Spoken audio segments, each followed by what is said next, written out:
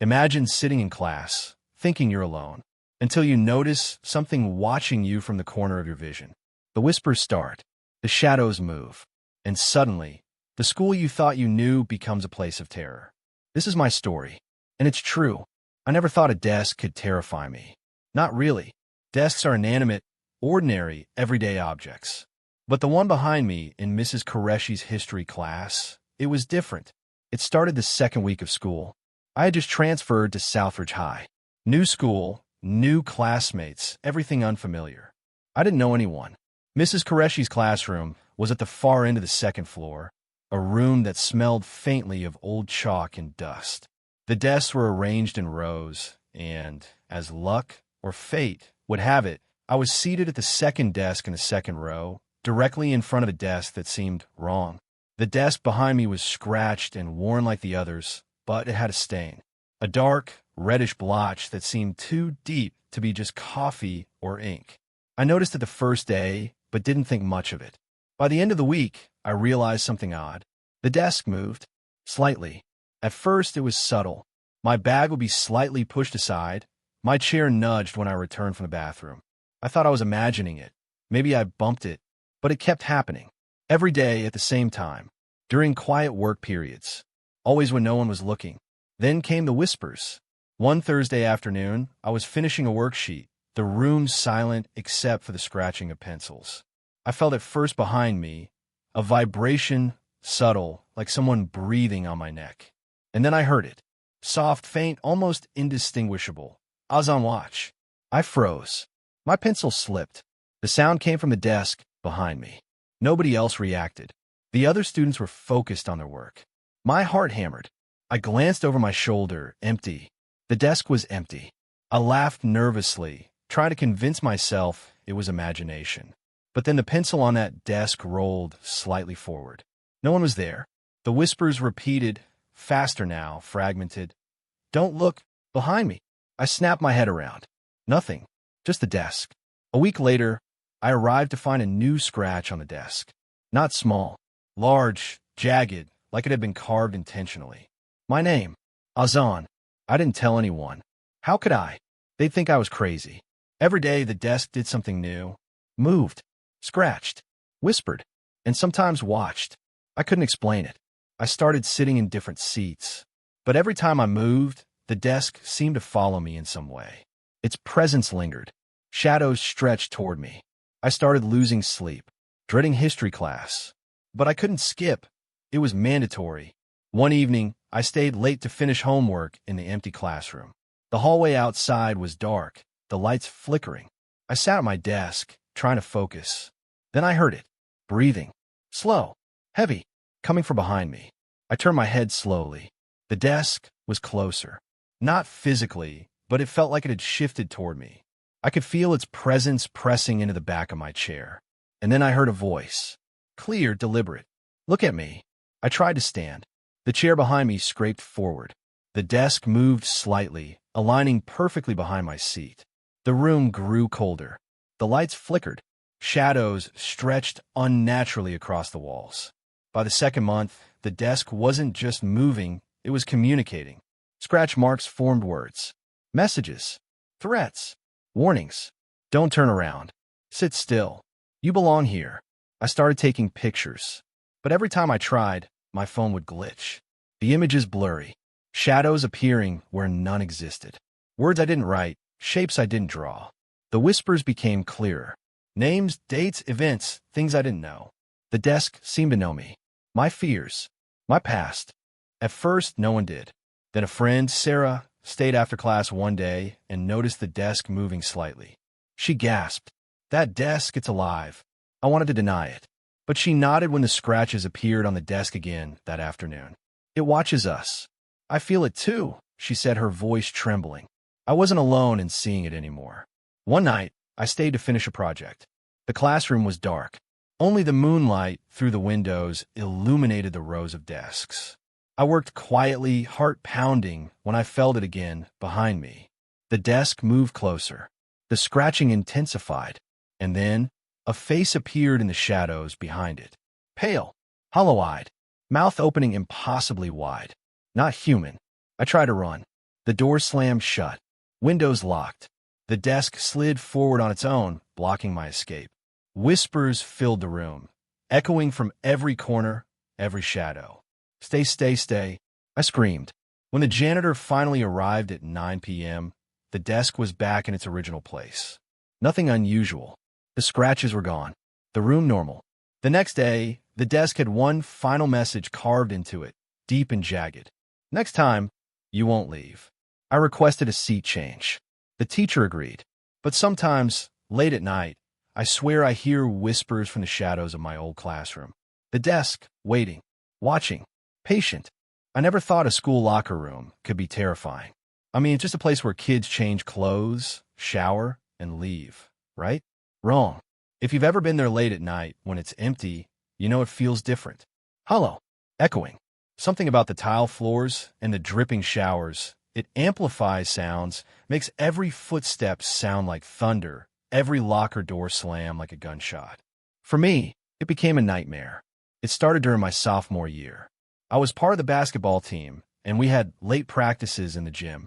Most nights, the locker room was packed with students changing, coaches giving instructions, laughter bouncing off the walls. But sometimes I stayed late, alone, after everyone left, to shower and change quietly. That's when things began to feel off. I first noticed it one Friday night. I was the last one in the locker room, finishing up. The lights flickered slightly above the sinks, casting shadows that moved unnaturally. I shrugged it off, old wiring, probably. Then I heard it. A voice. Faint, distant, almost a whisper. "Azan, don't leave." I froze. The voice sounded like a boy, but I knew I was alone. Everyone else had left. The gym was empty. The doors locked automatically after the last student left. I turned slowly, scanning the rows of lockers. Nothing. Just the metal doors, cold and silent. I chalked it up to imagination. Until the next night. Same routine. Late practice, last one in the locker room. I was changing when I heard it again. This time, clearer, closer. Turn around. I spun. Empty hallway. Empty rows of lockers. My heart was pounding. I tried to laugh it off, muttering, "Get a grip, Azan. It's just your imagination." But then a locker creaked open slowly. Not a slam, not the wind. Just open. Slowly, deliberately. I froze. Nothing was inside. I dared not approach. My phone was in my bag, and I considered calling someone. But the moment I picked it up, the battery drained to zero. Completely dead. And the voice whispered again. "You're alone, stay." By the third night, I noticed something new. Shadows. Long, stretching across the lockers, twisting along the walls. They didn't match my movements. They weren't static. They slid across the tiles, pooling in corners, creeping along the floor like liquid. I tried to leave, but the door slammed shut with a deafening bang. I ran to it, yanking, pulling, kicking. Nothing. It was locked. The lights flickered. Then, for a brief moment, I saw it, a figure in the corner. Dark, humanoid, but its limbs were too long, bending in impossible angles. Its head tilted toward me unnaturally, and its mouth opened, no sound, but I knew it was speaking. "Stay, stay, stay." I backed away, tripping over a bench. My phone slipped from my hand, and in the brief moment the lights dimmed completely, it was gone. The next week, things escalated. I returned to school during the day to check the locker room. Nothing seemed wrong. Clean, normal, empty. But then I noticed scratches on my locker door, deep, jagged, spelling out words I didn't write. "You should not be here." I looked around. No one was near. Teachers hadn't noticed. It was impossible. That night, I stayed late again.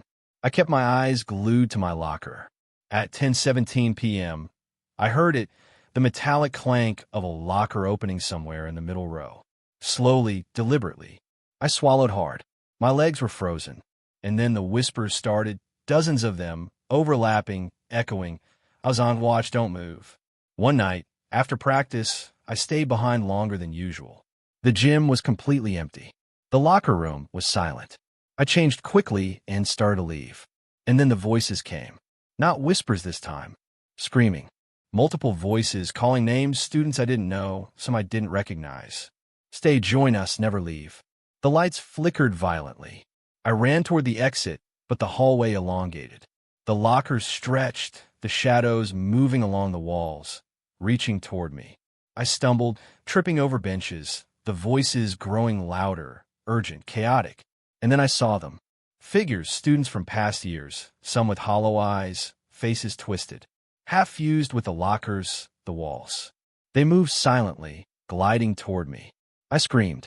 No sound. My voice swallowed. Then I noticed my locker. My own. The door was slightly ajar. Not normal. It had been locked earlier. Slowly, it creaked open more, as if being pushed from inside. A cold hand brushed my shoulder. Not human. Not real. But heavy. Solid. Like ice. The locker door slammed shut. The room went silent again. But the air was thick, electric. I could feel it watching me. Waiting. I ran to the door, flinging it open. Freedom. But the shadows lingered, stretching along the walls, whispering. We're waiting. I never stayed late in the locker room again. Never alone. Never without friends. But I know it's still there. The voices. The shadows. The lockers. Waiting for someone alone. Someone unsuspecting. Sometimes, months later, I hear a faint metallic click in the distance. The sound of a locker opening somewhere. And I swear I hear whispers calling my name. Azan, come back. I've tried to tell people. Teachers, friends, parents. They all smile and shake their heads. Just imagination, they say. Stress, overthinking. But I know the truth. I can still feel it. Watching. Waiting. And one day, it will call again.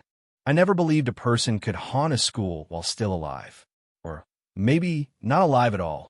But after what happened in my final year at Crestwood High, I knew some presences don't follow rules. They linger. They wait. And sometimes they teach. It started at the beginning of the fall semester. Our school had hired a substitute for Mrs. Malik, our literature teacher, who had taken a sudden leave. His name was Mr. Raza. Tall, thin, quiet with an odd pallor. His eyes seemed too dark, too hollow, and he never smiled. Not once. I sat in the third row, trying to focus on the syllabus, but something about him made me uneasy. Other students noticed, too. Whispers circulated. He gives me chills. Why doesn't he blink? The first week was uneventful. Lessons were normal, albeit strange. He never wrote on the board with chalk. Always with a sharp metal pen on a notebook he carried everywhere. His voice was soft but commanding. You couldn't look away. It wasn't long before the habits became noticeable. He lingered after class, long after the bell. Too long. Empty classrooms shouldn't echo so much. Yet his presence made the room hum with a peculiar energy. Sometimes, when I raised my hand to ask a question, he wouldn't answer immediately. Instead, he stared directly at me, unblinking, waiting, until the silence became unbearable. And then he'd whisper my name. Not loud, not in a sound that anyone else could hear, but in my head. Azan. It escalated the day we had a late study session in the library. I was there with a few classmates. The school was quiet, only the lights illuminating rows of books. I glanced at the clock. 8:42 p.m. And then I heard it. The soft tapping of footsteps. Not from the hallway. From inside the library. Slow, deliberate. Approaching. I turned. Nobody. The room was empty, except for the shadows. A chill ran down my spine. And then the whisper came. You shouldn't be here. It was him. Mr. Raza. But how could he be? He was supposed to be home. Or asleep. Or anywhere but here. Over the next few weeks, students reported sightings. Mr. Raza in empty classrooms. Standing silently at the back of the gym. Sometimes in the hallways at night. Even after the building had been locked for hours. Security cameras never caught him. Teachers denied seeing him. Yet the students swore they did. And I started seeing him too. One night, I stayed late after drama club. I saw him at the far end of the hall. Motionless. Watching. I froze. He tilted his head unnaturally. Slowly, deliberately, as if reading my mind. The lights flickered. And when I blinked, he was gone. By the end of October, the whispers were constant. Not only during school, but at home. In my room at night. When I tried to sleep, his voice. Soft, echoing, insistent. You belong, stay, learn, stay. I tried ignoring it. I tried telling my friends. But no one else could hear it. My parents thought I was stressed. My friends thought I was joking. But I knew the truth. He was always there, watching, waiting. The most terrifying event happened 2 weeks before winter break. I had a free period and decided to do homework in Mrs. Malik's classroom. Nobody else was there. The door was unlocked. I sat at my desk and began writing. A few minutes later, the door clicked shut behind me. Not softly, not accidentally. Hard, like someone had pushed it deliberately. I tried opening it. Locked. No handle movement. No strength would budge it. Panic set in. Then I heard the voice. Azan, look up. I lifted my gaze. And there he was. Mr. Raza, standing silently at the front of the classroom. Eyes hollow. Lips unmoving. Yet I could hear him. Inside my head. You cannot leave until you learn. He walked toward the chalkboard, although there was no chalk. He wrote something in the air. Words appeared as glowing scratches on the wall. Time bends. Presence lingers. Leave, and you forget nothing. I tried to move. My legs refused. My arm stuck to the desk. I could only watch as he circled the room, examining each desk, each chair, each shadow. The lights flickered. The room distorted. Walls stretched unnaturally. Ceiling bent down, floor rippling like water. And the whispers joined him. Voices of students long gone, trapped, following him, repeating lessons I couldn't understand. Stay, learn, belong. I screamed. Nothing came out. Hours must have passed. Or maybe minutes. Time didn't exist anymore. And then I realized he wasn't human. Not truly. He didn't age, didn't sleep, didn't leave. He existed in the school. Every classroom he touched became his. Every desk, every chalkboard, every empty hall. And the students? Temporary occupants. Learners. Prey. Or both. He spoke again in that voice inside my head. One day, you'll teach too. One day you will stay. The door clicked. Unlocked. I fled. I requested a schedule change. Avoided literature class. Avoided late-night activities. But the whispers didn't stop. Sometimes, I catch his figure in the hallways during the day. Standing, unblinking. Watching. Waiting. Teachers denied seeing him. Security cameras never caught him. But I knew. He never left. And someday, he would call me back. Even now, years later, I avoid empty classrooms, hallways after school, libraries at night. The moment I hear soft footsteps, faint whispers, or feel a chill behind me, I know it's him. The teacher who never left.